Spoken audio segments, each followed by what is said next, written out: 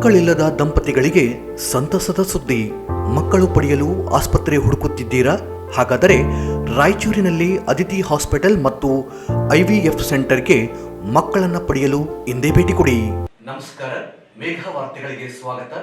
ಮುಖ್ಯಾಂಶಗಳು: ರಕ್ತಸ್ರಾವದಿಂದ ಬಾಣಂತಿ ಸಾವು ಎಂಬ ಮಾಧ್ಯಮಗಳ ವರದಿ ಹಿನ್ನೆಲೆಯಲ್ಲಿ ಇಂದು ಮಠಮಾರಿ ಪ್ರಾಥಮಿಕ ಆರೋಗ್ಯ ಕೇಂದ್ರಕ್ಕೆ ಜಿಲ್ಲಾಧಿಕಾರಿ ನಿತೀಶ್ ಕೆ ಭೇಟಿ ಪರಿಶೀಲನೆ. ಕಲ್ಯಾಣ ಕರ್ನಾಟಕ ಅಭಿವೃದ್ಧಿ ಮಂಡಳಿಯಲ್ಲಿ ಎಲ್ಲ ಪಕ್ಷದ ಶಾಸಕರಿಗೆ ಸ್ಥಾನ ನೀಡಿ ಡಾಕ್ಟರ್ ಶಿವರಾಜ್ ಪಾಟೀಲ್. ಕಾಂತರಾಜ್ ಆಯೋಗ ವರದಿ ಜಾರಿಗೆ ಆಗ್ರಹಿಸಿ ಡಿಸೆಂಬರ್ 18ರಂದು ಬೆಳಗಾವಿಯಲ್ಲಿ ಪ್ರತಿಭಟನೆ. ಕಾಂಗ್ರೆಸ್ ಸರ್ಕಾರದ ನಿರ್ಲಕ್ಷ್ಯ ಮುಂದುವರೆದಲ್ಲಿ ಹೋರಾಟ ತೀವ್ರ. ಕೆ ಶಾಂತಪ್ಪ. ಬೀದಿ ನಾಯಿ ದಾಳಿಯಿಂದ ಮೃತಪಟ್ಟ ಮಹಿಳೆ ಕುಟುಂಬಕ್ಕೆ 30 ಲಕ್ಷ ಪರಿಹಾರಕ್ಕೆ ಆಗ್ರಹಿಸಿ ಪ್ರತಿಭಟನೆ. ಹಳೆಯ ಆಶ್ರಯ ಕಾಲೋನಿ ಅರ್ಹ ಫಲಾನುಭವಿಗಳಿಗೆ ಹಕ್ಕುಪತ್ರ ನೀಡಲು ಒತ್ತಾಯ. ಕಾಂತರಾಜ್ಯ ವರದಿ ಜಾರಿ ಸೇರಿದಂತೆ ಇತರೆ ಬೇಡಿಕೆ ಈಡೇರಿಕೆಗೆ ಒತ್ತಾಯಿಸಿ ಮನವಿ. ಗೃಹ ರಕ್ಷಕರ ಸ್ಥಳ ನಿಯೋಜನೆಗೆ ಜಿಲ್ಲಾ ಸಮದೇಷ್ಟರಿಂದ ಹಣದ ಬೇಡಿಕೆ ಕ್ರಮಕ್ಕೆ ಆಗ್ರಹ. ಈಗ ವಾರ್ತೆಗಳ ವಿವರ. ತಾಲೂಕಿನ ರಬ್ಬಳಕಲ್ ಗ್ರಾಮದಲ್ಲಿ ಬಾಣಂತಿ ಈಶ್ವರಿ 32 ವರ್ಷದ ರಕ್ತಸ್ರಾವದಿಂದ ಶುಕ್ರವಾರ ಮೃತಪಟ್ಟಿದ್ದಾರೆ ಎಂದು ಮಾಧ್ಯಮಗಳಲ್ಲಿ ವರದಿ ಪ್ರಸಾರಗೊಂಡ ಹಿನ್ನೆಲೆಯಲ್ಲಿ ಇಂದು ಜಿಲ್ಲಾಧಿಕಾರಿಗಳಾದ ನಿತೀಶ್ ಕೆ ಅವರು ಇಂದು ಮಠಮಾರಿ ಸರ್ಕಾರಿ ಪ್ರಾಥಮಿಕ ಆರೋಗ್ಯ ಕೇಂದ್ರಕ್ಕೆ ಭೇಟಿ ನೀಡಿ ಪರಿಶೀಲನೆ ನಡೆಸಿದರು. ಬಾಣಂತಿ ಈಶ್ವರಿ ಸಾವು ಹಿನ್ನೆಲೆಯಲ್ಲಿ ಜಿಲ್ಲಾಧಿಕಾರಿಗಳು ವೈದ್ಯರನ್ನು ವಿಚಾರಿಸಿದಾಗ ಬೆಳಗ್ಗೆ 3 ಗಂಟೆಗೆ ಮಠಮಾರಿ ಸರ್ಕಾರಿ ಪ್ರಾಥಮಿಕ ಆರೋಗ್ಯ ಕೇಂದ್ರಕ್ಕೆ ದಾಖಲಾಗಿದ್ದು 3:50ಕ್ಕೆ ಸಾಜಿ ಹೆರಿಗೆ ಆಗಿರುತ್ತದೆ. ಅಲ್ಲದೆ ತಾಯಿ ಮತ್ತು ಮಗು ಆರೋಗ್ಯವಾಗಿರುತ್ತದೆ. ಡಿಸೆಂಬರ್ 10ರ ಸಂಜೆ 5 ಗಂಟೆಗೆ ಆಸ್ಪತ್ರೆಯಿಂದ ಅವರು ಡಿಸ್ಚಾರ್ಜ್ ಆಗಿರುತ್ತಾರೆ. ಮನೆಯಲ್ಲಿ ಕೂಡ ಡಿಸೆಂಬರ್ 12ರವರೆಗೆ ಆರಾಮಾಗಿ ಇರುತ್ತಾರೆ. ಡಿಸೆಂಬರ್ 13ರಂದು ಇದ್ದಕ್ಕಿದ್ದಂತೆ ಅವರಿಗೆ ಉಸಿರಾಟ ತೊಂದರೆ ಹಿನ್ನೆಲೆಯಲ್ಲಿ ಮಠಮಾರಿ ಪ್ರಾಥಮಿಕ ಆರೋಗ್ಯ ಕೇಂದ್ರದಲ್ಲಿ ದಾಖಲಾಗಿದ್ದು ಅವರಿಗೆ ವೈದ್ಯರು ಚಿಕಿತ್ಸೆಯನ್ನು ಸಹ ನೀಡಿರುತ್ತಾರೆ. ಅಲ್ಲಿಂದ ಆಂಬ್ಯುಲೆನ್ಸ್ ಮೂಲಕ ರಿಮ್ಸ್ ಆಸ್ಪತ್ರೆಗೆ ದಾಖಲಾಗುತ್ತಾರೆ. ಅಲ್ಲಿಯೂ ಸಹ ಎಲ್ಲ ರೀತಿಯ ಚಿಕಿತ್ಸೆ ನೀಡಿದ್ದು ಚಿಕಿತ್ಸೆ ಫಲಕಾರಿಯಾಗಿದೆ, ಹಸು ನೀಗಿರುತ್ತಾರೆ ಎಂದು ಜಿಲ್ಲಾಧಿಕಾರಿಗಳಿಗೆ ವೈದ್ಯರು ಮಾಹಿತಿ ನೀಡಿದರು. ಮಠಮಾರಿ ಸರ್ಕಾರಿ ಪ್ರಾಥಮಿಕ ಆರೋಗ್ಯ ಕೇಂದ್ರಕ್ಕೆ ಹೆಚ್ಚಿನ ವೈದ್ಯರ ಹಾಗೂ ಸಿಬ್ಬಂದಿಗಳ ಅವಶ್ಯಕತೆ ಇದ್ದು ಆಸ್ಪತ್ರೆಗೆ ವೈದ್ಯರು ಸೇರಿದಂತೆ ಅಗತ್ಯ ಸಿಬ್ಬಂದಿಗಳನ್ನು ನೇಮಿಸಬೇಕೆಂದರು. ಈ ವೇಳೆ ಸಾರ್ವಜನಿಕರು ಜಿಲ್ಲಾಧಿಕಾರಿಗಳ ಗಮನಕ್ಕೆ ತಂದರು. ಈ ವೇಳೆ ಜಿಲ್ಲಾಧಿಕಾರಿಗಳು ಮಾತನಾಡಿ ಆಸ್ಪತ್ರೆಯನ್ನು ಮೇಲ್ದರ್ಜೆಗೆ ಏರಿಸಲಾಗಿದ್ದು ಮುಂದಿನ ದಿನಗಳಲ್ಲಿ ವೈದ್ಯರನ್ನು ಹಾಗೂ ಸಿಬ್ಬಂದಿಗಳನ್ನು ನೇಮಿಸಿ ಇಲ್ಲಿಯೇ ಹೆರಿಗೆ ಮಾಡಿಸುವ ವ್ಯವಸ್ಥೆಯನ್ನು ಮಾಡಲಾಗುವುದೆಂದರು.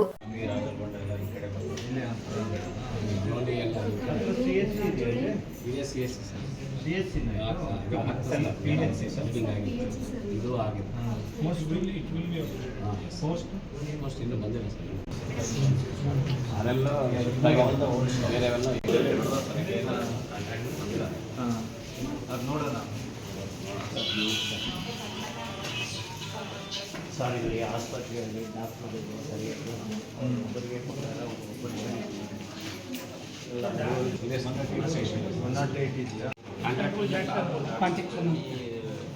ಪೇಷಂಟ್ ಜಾಸ್ತಿ ಯಾಕಂದರೆ ಯಾವುದೋ ಒಂದು ತಪ್ಪನ್ನೇ ಹಿಡ್ಕೊಂಡು ಹೋದರೆ ಇಲ್ಲಿ ಮಾಡೋರು ಯಾರೇ ಇರ್ತಲ್ಲ. ನಾವು ಬಂದಂಥವ್ರನ್ನ ಸೇವೆ ಮಾಡಲಿಕ್ಕೆ ನಾವೇನು ಗ್ರಾಮದವರೆಲ್ಲ ಮುಖಂಡರು ಸಪೋರ್ಟ್ ಕೊಟ್ಟು ಇದು ಮಾಡಬೇಕಾಗ್ತದೆ. ಈಗ ಡಾಕ್ಟ್ರೇ ಇಲ್ಲ. ಈಗ ಒಂದು ವರ್ಷದ ಕೆಳಗೆ ಒಬ್ಬೇ ಮೇಡಮ್ ಇದ್ದರು. ನಿಮ್ಮಲ್ಲಿ ಇಷ್ಟು ಬಾರಿ ನಾನು ಇದು ಮಾಡಿ ಲೆಟರ್ ಕೊಟ್ಟು DC-ಗೆ CSC ಕೊಟ್ಟು ಬಂದ ಅವಾಗ ಸ್ಟಾಪ್ ಕೊಟ್ಟರು. ಚೆನ್ನಾಗಿ ನೋಡ್ಕೊತಾ ಇದ್ದಾರಾ? ಇಲ್ಲಿ ಮಾತ್ರೆ ಎಲ್ಲ ಕೊಡ್ತಾ ಇದ್ದಾರಾ?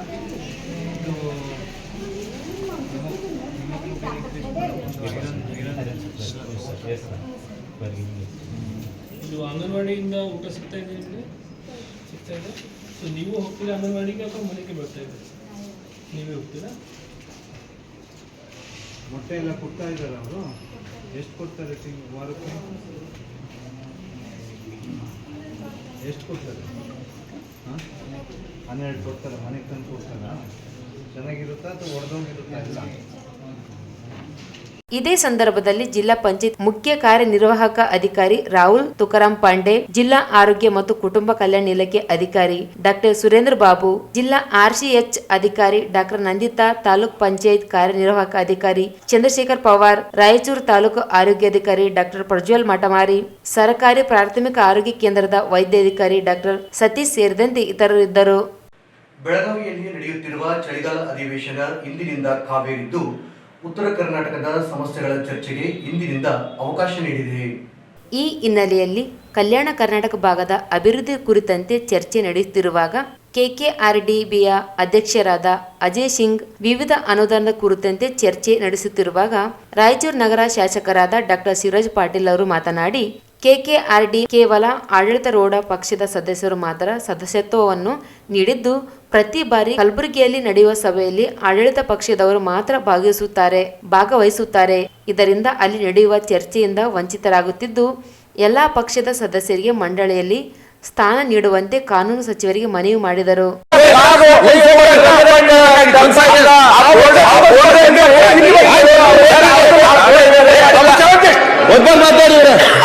ಮೆಂಬರ್ಸ್ ಆಗಿ ಎಲ್ಲಾ ಪಾರ್ಟಿಯನ್ನ ಅಪಾಯಿಂಟ್ ಮಾಡಬೇಕಾಗಿತ್ತು. ಈ ಸರ್ಕಾರ ಬಂದ್ಮೇಲೆ ದಯಮಾಡಿ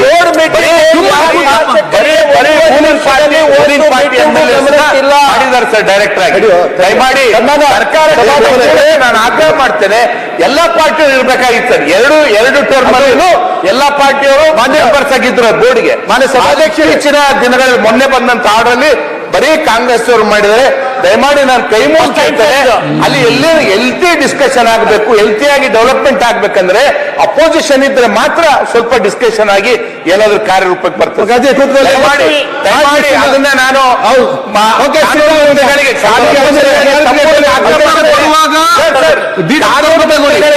ಕಾನೂನು ಮಂತ್ರಿಗಳಿಗೆ ತಮ್ಮ ಮೂಲಕ ಆಗ್ರಹ ಮಾಡ್ತೇನೆ, ದಯಮಾಡಿ ಬೇರೆ ಪಾರ್ಟಿಯವ್ರನ್ನು ತಾವು ಸೇರಿಸ್ಕೋಬೇಕಂತ ಆಗ್ರಹ ಮಾಡಿ. ಪ್ರಭು, ಇದು ಯಾಕೆ ಹೊಸ ಪದ್ಧತಿ ಎಷ್ಟು ಮಾತಾಡ್ತಾ ಇದ್ದಾರೆ? ಕಾಂತರಾಜ ಆಯೋಗದ ವರದಿ ಬಹಿರಂಗಗೊಳಿಸಿ ಕೂಡಲೇ ಜಾರಿಗೊಳಿಸಬೇಕೆಂದು ಒತ್ತಾಯಿಸಿ ಡಿಸೆಂಬರ್ 18ರಂದು ಬೆಳಗಾವಿಯಲ್ಲಿ ಬೃಹತ್ ಪ್ರತಿಭಟನೆ ಹಮ್ಮಿಕೊಳ್ಳಲಾಗಿದೆ ಎಂದು ಜಿಲ್ಲಾ ಹಿಂದುಳಿದ ಜಾತಿಗಳ ಒಕ್ಕೂಟದ ಜಿಲ್ಲಾಧ್ಯಕ್ಷ ಕೆ ಶಾಂತಪ್ಪ ಹೇಳಿದರು. ಅವರಿಂದು ಮಾಧ್ಯಮಗೋಷ್ಠಿ ಉದ್ದೇಶಿಸಿ ಮಾತನಾಡಿ, ಸಾರ್ವಜನಿಕ ವಿಧಾನಸಭೆ ಚುನಾವಣೆ ಸಂದರ್ಭದಲ್ಲಿ ರಾಜ್ಯದಲ್ಲಿ ಕಾಂಗ್ರೆಸ್ ಅಧಿಕಾರಕ್ಕೆ ಬಂದಲ್ಲಿ ಕಾಂತರಾಜ ಆಯೋಗದ ವರದಿ ಸ್ವೀಕರಿಸಿ ಜಾರಿಗೊಳಿಸುವುದಾಗಿ, ಹಿಂದುಳಿದ ಸಮುದಾಯಗಳಿಗೆ ನ್ಯಾಯ ಒದಗಿಸುವುದಾಗಿ ಭರವಸೆ ನೀಡಲಾಯಿತು. ಹೀಗಾಗಿ ಚುನಾವಣೆಯಲ್ಲಿ ಹಿಂದುಳಿದ ಜಾತಿ ಜನಾಂಗದವರು ಕಾಂಗ್ರೆಸ್ಗೆ ಬೆಂಬಲಿಸಿದರು. ರಾಜ್ಯದಲ್ಲಿ ಅಧಿಕಾರ ಚುಕ್ಕಾಣಿ ಹಿಡಿದ ಕಾಂಗ್ರೆಸ್ ಪಕ್ಷವು ಮಾತು ಕೊಟ್ಟಿದ್ದನ್ನು ಮರೆತು ಬಿಟ್ಟಿದೆ ಎಂದರು. ಕಾಂತರಾಜ್ ಆಯೋಗದ ವರದಿಯಲ್ಲಿರುವ ಅಂಕಿ ಅಂಶಗಳ ಬಗ್ಗೆ ಅನುಮಾನ ಗೊಂದಲ ಇದ್ದಲ್ಲಿ, ಇದರಿಂದ ಅನ್ಯಾಯಕ್ಕೆ ಒಳಗಾಗುವ ಸಾಧ್ಯತೆ ಇದ್ದಲ್ಲಿ ನ್ಯಾಯಾಲಯಕ್ಕೆ ಹೋಗಿ ನ್ಯಾಯ ಪಡೆಯಬಹುದಾಗಿದೆ. ಕಾಂತರಾಜ್ ವರದಿ ಸ್ವೀಕರಿಸಿ 6 ತಿಂಗಳು ಗತಿಸಿದರೂ ಇಂದಿಗೂ ಬಹಿರಂಗಗೊಳಿಸಿಲ್ಲ. ಕೂಡಲೇ ವರದಿ ಬಹಿರಂಗಗೊಳಿಸಿ ಜಾರಿಗೆ ಮುಂದಾಗಬೇಕು.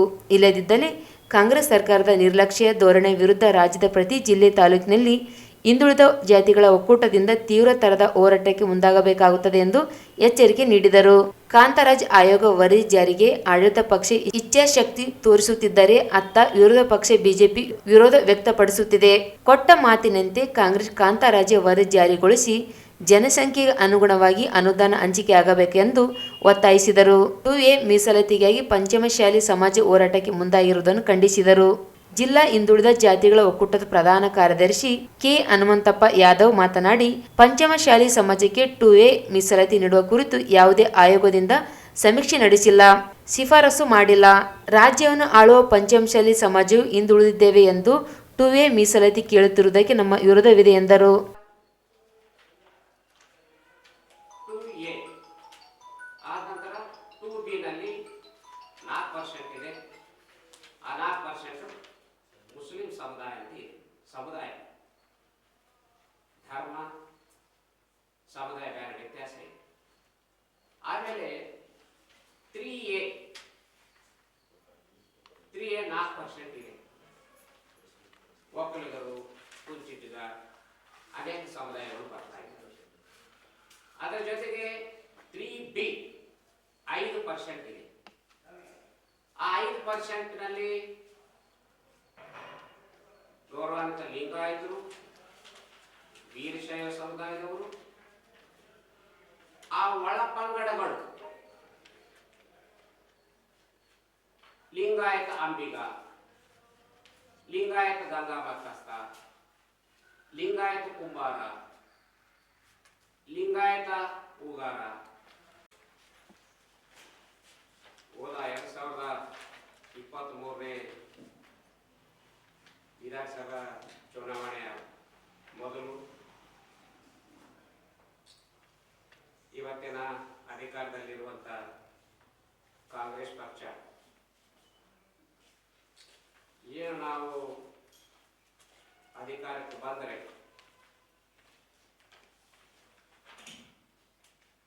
ಜಾತಿ ಸಮೀಕ್ಷೆ ಈ ಸಂದರ್ಭದಲ್ಲಿ ಜಿಲ್ಲಾ ಹಿಂದುಳಿದ ಜಾತಿಗಳ ಒಕ್ಕೂಟದ ಮುಖಂಡರುಗಳಾದ ಜಿ ಸುರೇಶ್, ವಿಜಯ ಭಾಸ್ಕರ್ ಇಟಗಿ, ಜಂಬಣ್ಣ ಎಕ್ಸ್ಲಾಪುರ್, ಉದಯ್ ಕುಮಾರ್ ಈರಪ್ಪಗೌಡ, ಆಂಜನೇಯ ಯಾದವ್, ಸುರೇಖಾ, ನಾಗೇಶ್, ಈರಣ್ಣ ಹೂಗಾರ್ ಸೇರಿದಂತೆ ಅನೇಕರು ಉಪಸ್ಥಿತರಿದ್ದರು.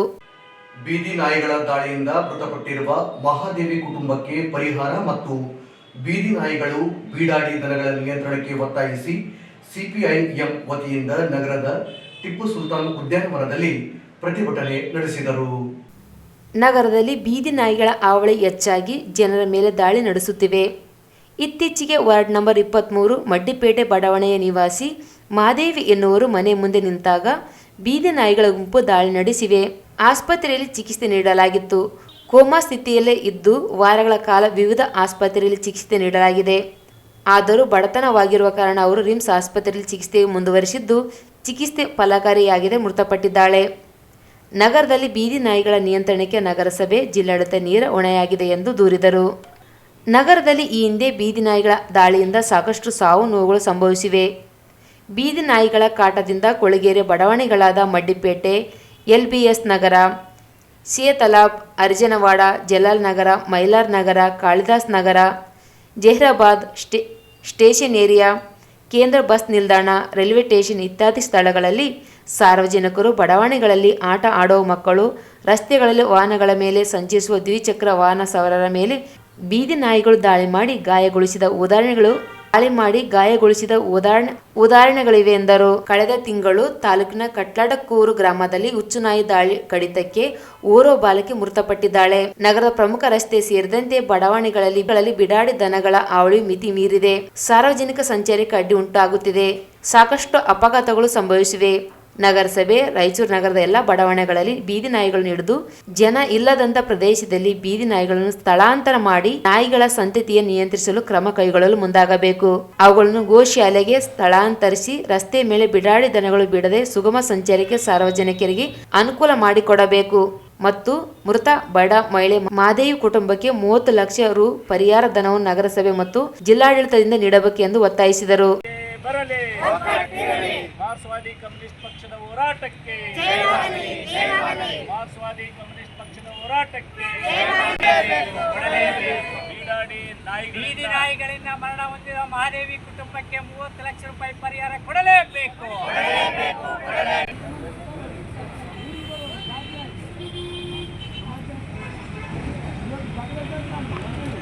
ಸರ್ ಇಲ್ಲಿ ನೋಡ್ರಿ,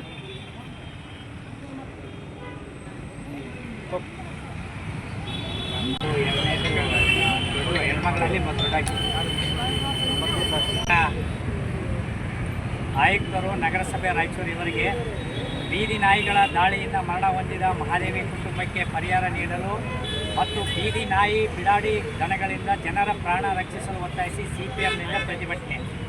ಮಾನ್ಯರೇ, ಭಾರತ ಕಮ್ಯುನಿಸ್ಟ್ ಪಕ್ಷ ಮಾರ್ಕ್ಸ್ವಾದಿ ಸಿಪಿಐಎಂ ರಾಯಚೂರು ತಾಲೂಕಾ ಸಮಿತಿಯಿಂದ ಇಂದು ದಿನಾಂಕ 16/12/2024 ಮಾನ್ಯ ಜಿಲ್ಲಾಧಿಕಾರಿಗಳ ಕಚೇರಿ ಮುಂದೆ ಪ್ರತಿಭಟನೆ ನಡೆಸುವ ಮೂಲಕ ಒತ್ತಾಯಿಸುವುದೇನೆಂದರೆ, ರಾಯಚೂರು ನಗರದಲ್ಲಿ ದಿನಾಂಕ 7/12/2024 ಬೀದಿ ನಾಯಿಗಳ ದಾಳಿಗೆ ತುತ್ತಾಗಿ ವಾರ್ಡ್ ನಂಬರ್ 23 ಮಡ್ಡಿಪೇಟೆ ಬಡಾವಣೆಯ ಕುಮಾರಿ ಮಹಾದೇವಿ ತಂದೆ ಮುನಿಯಪ್ಪ ವಯಸ್ಸು 23 ಇವರು ಬೆಳಗ್ಗೆ ಸುಮಾರು 7:30 ಸುಮಾರಿಗೆ ಮನೆ ಮುಂದೆ ನಿಂತಾಗ ಬೀದಿ ನಾಯಿಗಳ ದಂಡು ಕಚ್ಚಾಡಿಕೊಂಡು ಬಂದು ಮನೆ ಮುಂದೆ ನಿಂತು ಅವಳ ಮೇಲೆ ಏಕಾಏಕಿ ಜಿಗಿದು ಅವಳನ್ನು ಕೆಳಗಡೆ ಬೆಳೆಸಿದ್ದು, ಇದರಿಂದ ಅವರ ತಲೆಗೆ ಪೆಟ್ಟಾಗಿ ಮೂರ್ಛೆ ಹೋಗಿರುತ್ತಾಳೆ.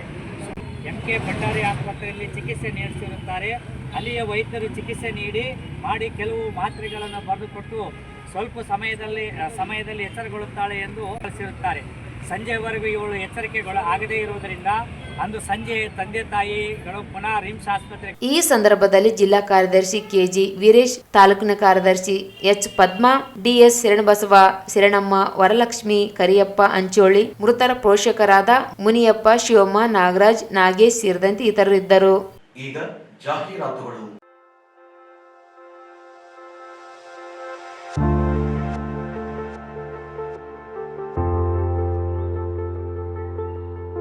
ಮಕ್ಕಳಿಲ್ಲದ ದಂಪತಿಗಳಿಗೆ ಸಂತಸದ ಸುದ್ದಿ. ಮಕ್ಕಳು ಪಡೆಯಲು ಆಸ್ಪತ್ರೆ ಹುಡುಕುತ್ತಿದ್ದೀರಾ? ಹಾಗಾದರೆ ರಾಯಚೂರಿನಲ್ಲಿ ಅದಿತಿ ಹಾಸ್ಪಿಟಲ್ ಮತ್ತು IVF ಸೆಂಟರ್ಗೆ ಮಕ್ಕಳನ್ನು ಪಡೆಯಲು ಇಂದೇ ಭೇಟಿ ಕೊಡಿ. ನಮ್ಮಲ್ಲಿರುವ ಸೌಲಭ್ಯಗಳು ಎಂದರೆ ಇನ್ಫರ್ಟಿಲಿಟಿ ಅಥವಾ IUV ಸೆಟಪ್ ಅಥವಾ IVF ICSI facility, adolescent care, ultrasound facility, menopausal care, pregnancy care, advance laparoscopy, hysteroscopy facility, hi tech OT, labour room, NICW facility, CTG machine, painless delivery. ಇವುಗಳಲ್ಲದೆ ವಿಶೇಷವಾಗಿ IUI, IVK, blastocyst culture, laser assisted hatching, embryo freezing, donor egg and sperm service, surrogacy, male infertility management, laparoscopy, hysteroscopy, 3D ultrasound, ಈ ಎಲ್ಲ ಸೌಲಭ್ಯಗಳು ನಮ್ಮಲ್ಲಿವೆ. ಹೆಚ್ಚಿನ ಮಾಹಿತಿಗಾಗಿ ಸಂಪರ್ಕಿಸಿ Aditi hospital ಮತ್ತು IVF centre, doctor Deepa Hanumasagar, consultant obstetrician, gynaecologist, infertility and high risk pregnancy specialist, Raichur. ವಿಳಾಸ ಮನೆ ನಂಬರ್ 1-3-184, RR ಕಾಲೋನಿ, ಆಶಾಪುರ್ ರಸ್ತೆ, ರಾಯಚೂರು. ಫೋನ್ ಸಂಖ್ಯೆ 8718923336 ಅಥವಾ ಲ್ಯಾಂಡ್ಲೈನ್ 085322300200. ನಮಸ್ಕಾರ ಎಲ್ಲರಿಗೂ. ನಾನು doctor Deepa Hanumasagar, Aditi hospital, Ashapur road, ರಾಯಚೂರಿಂದ. ನಾನು ಸುಮಾರು 2007ರಿಂದ ರಾಯಚೂರಲ್ಲಿ ಪ್ರಾಕ್ಟೀಸ್ ಮಾಡ್ತಿದ್ದೀನಿ. ಬಂಜೆತನ ನಿವಾರಣಾ, high risk pregnancy, laparoscopy surgeries ಅದೆಲ್ಲ ನಮ್ಮ ಸ್ಪೆಷಲೈಸೇಷನ್ನು.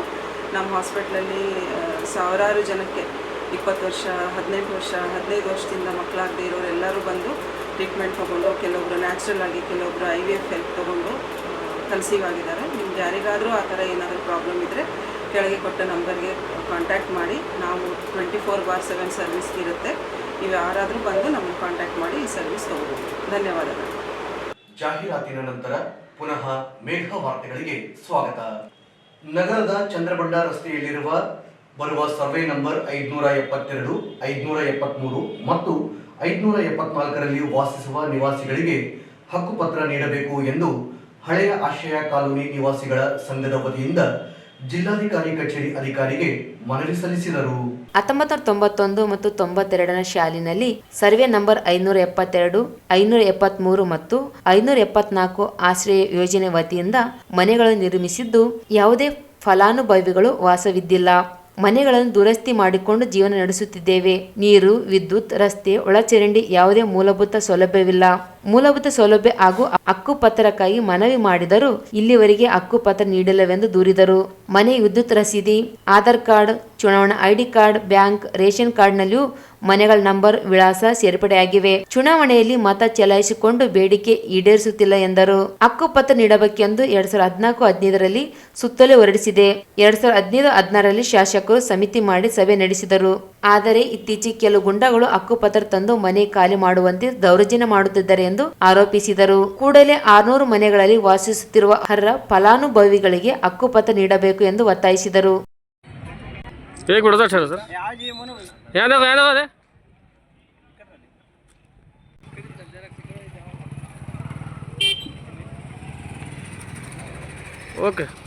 ಚಂದ್ರಮಂಡ ರಸ್ತೆಗೆ ಹೊಂದಿಕೊಂಡಿರುವ ಸರ್ವೆ ನಂಬರ್ 572, 573 ಮತ್ತು 574 ಇವು 3 ಸರ್ವೆ ನಂಬರ್ಗಳಲ್ಲಿ ವಾಸಿಸುವ ನಮಗೆ ಹಕ್ಕುಪತ್ರ ನೀಡುವ ಬಗ್ಗೆ ಮನವಿ.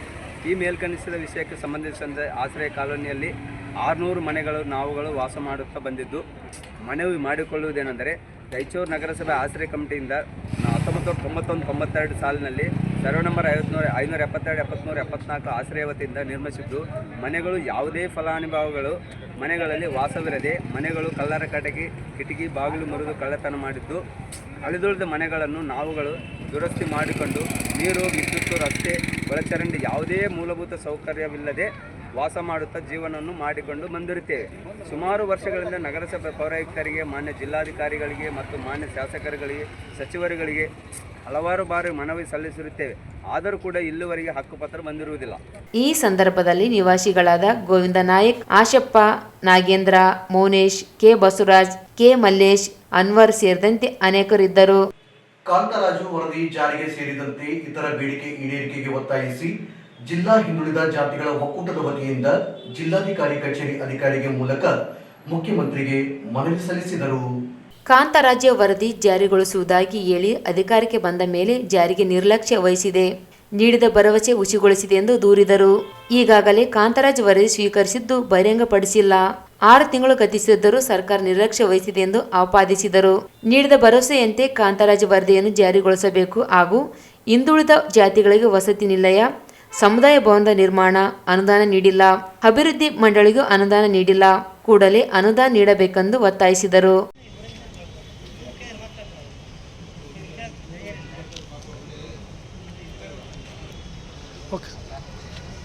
ವಿಡಿಯೋ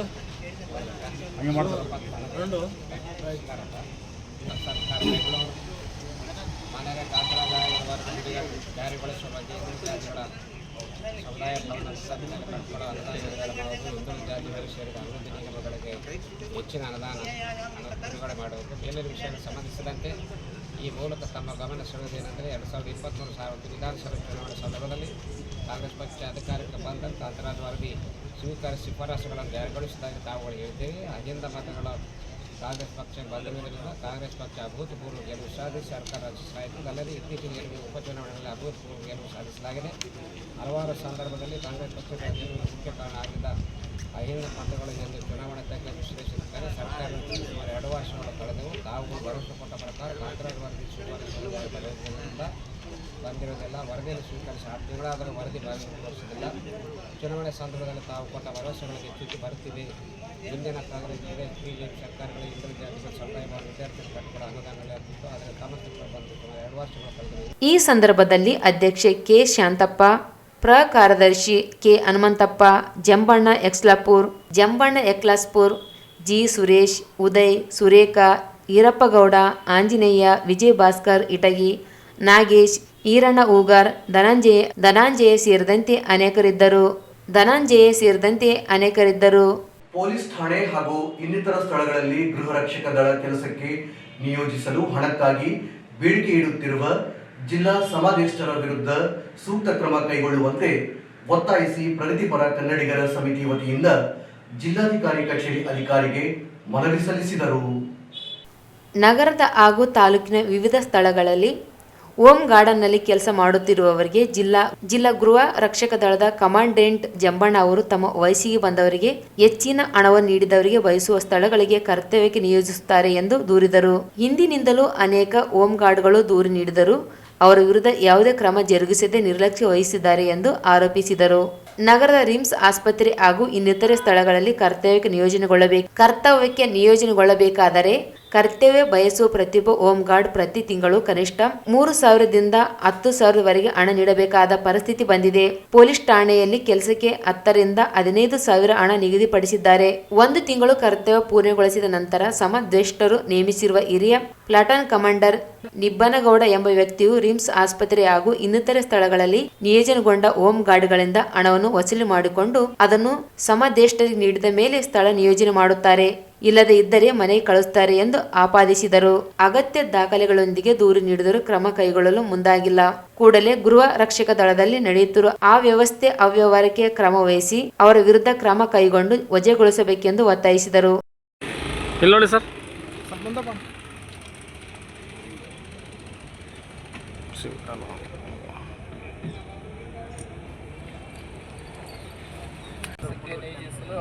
ಹಣಕ್ಕಾಗಿ ಬೇಡಿಕೆ ಇಟ್ಟಿರುವ ಹಿರಿಯ ಸಮಾವೇಶದ ವಿರುದ್ಧ ಸೂಕ್ತ ಕ್ರಮ ಜರುಗಿಸುವ ಕುರಿತು ಮ್ಯಾನರೇ ಇಮೇಲ್ ಕಳಿಸುವ ವಿಷಯಕ್ಕೆ ಸಂಬಂಧಿಸಿದಂತೆ ಪ್ರಗತಿಪರ ಕನ್ನಡ ಸಂಸ್ಥೆ ಜಿಲ್ಲೆ ಘಟಕ ರಾಯಚೂರು ಮೂಲಕ ತಮ್ಮಲ್ಲಿ ಗಮನಕ್ಕೆ ವಿನಂತಿಸಿಕೊಳ್ತೀವಿ. ಪೊಲೀಸ್ ಠಾಣೆಯಲ್ಲಿ ಸಿಬ್ಬಂದಿಗಳು ನಿರಂತರವಾಗಿ ಕಾರ್ಯನಿರ್ವಹಿಸುವುದರಿಂದ ಅವರಿಗೆ ಹೆಚ್ಚುಕಟ್ಟಾಗಿ ವಿಶ್ರಾಂತಿಯನ್ನು ನೀಡುವ ನಿಟ್ಟಿನಲ್ಲಿ ರಾಜ್ಯ ಸರ್ಕಾರವೇ ಹೋಮ್ ಗಾರ್ಡ್ಗಳನ್ನು ನೇಮಿಸಿಕೊಳ್ಳುವಂಥ ಸುತ್ತಮುತ್ತಲ ಹೊರಡಿಸುತ್ತಾರೆ. ಅದರಂತೆ ರಾಯಚೂರು ಜಿಲ್ಲೆಯಾದಂಥ ಅನೇಕ ನಿರುದ್ಯೋಗ ಯುವಕರು ಯಾವುದೇ ರೀತಿ ನಾಚಿಕೆ ಪಡೆದು ಹೋಮ್ ಗಾರ್ಡ್ನ ಕರ್ತವ್ಯಕ್ಕೆ ನಿಯೋಜಿಸುತ್ತಾರೆ. ಅದೇ ರೀತಿಯಲ್ಲಿ ರಾಯಚೂರು ನಗರ ಮತ್ತು ರಾಯಚೂರು ತಾಲೂಕು ವಿವಿಧ ಸ್ಥಳಗಳಲ್ಲಿ ಹೋಮ್ ಗಾರ್ಡ್ ಹುದ್ದೆಗಳಿಗೆ ನೇಮಿಸಿಕೊಳ್ಳಲು ಜಿಲ್ಲೆ ಗೃಹ ರಕ್ಷಕ ಕಮಾಂಡೆಂಟ್ ಆಗಿರುವಂಥ ಜಮ್ಮಣ್ಣ ತಂದೆ ರಾಮಸ್ವಾಮಿ ಇವರು ತಮ್ಮ ಮನಸ್ಸಿಗೆ ಬಂದಂಥ ಮತ್ತು ತಮಗೆ ತಕ್ಕಂಥ ಯಾರು ಹೆಚ್ಚಿನ ಹಣವನ್ನು ನೀಡುತ್ತಾರೆ ಅವರಿಗೆ. ಈ ಸಂದರ್ಭದಲ್ಲಿ ಜಿಲ್ಲಾ ಅಧ್ಯಕ್ಷ ಎಸ್ ವೀರೇಶ್, ಜೆ ಮುಖೇಶ್, ವೆಂಕಟೇಶ್, ತಿಮ್ಮಪ್ಪ ಸೇರಿದಂತೆ ಅನೇಕರಿದ್ದರು. ಕೊನೆಯಲ್ಲಿ ಮತ್ತೊಮ್ಮೆ ಮುಖ್ಯಾಂಶಗಳು. ರಕ್ತಸ್ರಾವದಿಂದ ಬಾಣಂತಿ ಸಾವು ಎಂಬ ಮಾಧ್ಯಮಗಳ ವರದಿ ಹಿನ್ನೆಲೆಯಲ್ಲಿ ಇಂದು ಮಠಮಾರಿ ಪ್ರಾಥಮಿಕ ಆರೋಗ್ಯ ಕೇಂದ್ರಕ್ಕೆ ಜಿಲ್ಲಾಧಿಕಾರಿ ನಿತೀಶ್ ಕೆ ಭೇಟಿ ಪರಿಶೀಲನೆ. ಕಲ್ಯಾಣ ಕರ್ನಾಟಕ ಅಭಿವೃದ್ಧಿ ಮಂಡಳಿಯಲ್ಲಿ ಎಲ್ಲ ಪಕ್ಷದ ಶಾಸಕರಿಗೆ ಸ್ಥಾನ ನೀಡಿ ಡಾಕ್ಟರ್ ಶಿವರಾಜ್ ಪಾಟೀಲ್. ಕಾಂತರಾಜ್ ಆಯೋಗ ವರದಿ ಜಾರಿಗೆ ಆಗ್ರಹಿಸಿ ಡಿಸೆಂಬರ್ 18ರಂದು ಬೆಳಗಾವಿಯಲ್ಲಿ ಪ್ರತಿಭಟನೆ. ಕಾಂಗ್ರೆಸ್ ಸರ್ಕಾರದ ನಿರ್ಲಕ್ಷ್ಯ ಮುಂದುವರೆದಲ್ಲಿ ಹೋರಾಟ ತೀವ್ರ. ಕೆ ಶಾಂತಪ್ಪ. ಬೀದಿ ನಾಯಿ ದಾಳಿಯಿಂದ ಮೃತಪಟ್ಟ ಮಹಿಳೆ ಕುಟುಂಬಕ್ಕೆ 30 ಲಕ್ಷ ಪರಿಹಾರಕ್ಕೆ ಆಗ್ರಹಿಸಿ ಪ್ರತಿಭಟನೆ. ಹಳೆಯ ಆಶ್ರಯ ಕಾಲೋನಿ ಅರ್ಹ ಫಲಾನುಭವಿಗಳಿಗೆ ಹಕ್ಕುಪತ್ರ ನೀಡಲು ಒತ್ತಾಯ. ಕಾಂತರಾಜ್ಯ ವರದಿ ಜಾರಿ ಸೇರಿದಂತೆ ಇತರೆ ಬೇಡಿಕೆ ಈಡೇರಿಕೆಗೆ ಒತ್ತಾಯಿಸಿ ಮನವಿ. ಗೃಹ ರಕ್ಷಕರ ಸ್ಥಳ ನಿಯೋಜನೆಗೆ ಜಿಲ್ಲಾ ಸಮದೇಷ್ಟರಿಂದ ಹಣದ ಬೇಡಿಕೆ ಕ್ರಮಕ್ಕೆ ಆಗ್ರಹ. ಇಲ್ಲಿಗೆ ಮೇಘ ವಾರ್ತೆಗಳು ಮುಕ್ತಾಯವಾದವು. ಮುಂದಿನ ಮೇಘ ವಾರ್ತೆಗಳೊಂದಿಗೆ ಪುನಃ ಭೇಟಿಯಾಗೋಣ. ವಂದನೆಗಳು.